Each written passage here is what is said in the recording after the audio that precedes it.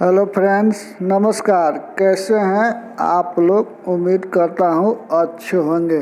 तो फ्रेंड्स, आप देख रहे हैं राज उजागर। जी हाँ फ्रेंड्स, आज आपके लिए हम लेकर आए हैं प्रमोद प्रेमी यादव जी के बारे में। जी हाँ फ्रेंड्स, प्रमोद प्रेमी यादव जी का आज एक बहुत बेहतरीन फिल्म का ट्रेलर रिलीज हो रहा है।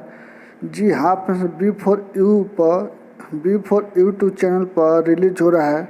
बहुत बेहतरीन फिल्म का ट्रेलर है, तो जाइए और खूब ढेर सारा प्यार आशीर्वाद दीजिए। जिस ट्रेलर का नाम है घर जमाई। जी हाँ फ्रेंड्स, घर जमाई, इसमें स्मृति सिन्हा है और प्रमोद प्रेमी यादव जी हैं। जी हाँ फ्रेंड्स, बहुत गजब का ट्रेलर है, बहुत बेहतरीन ट्रेलर है, बहुत बढ़िया मूवी है, पारिवारिक मूवी है।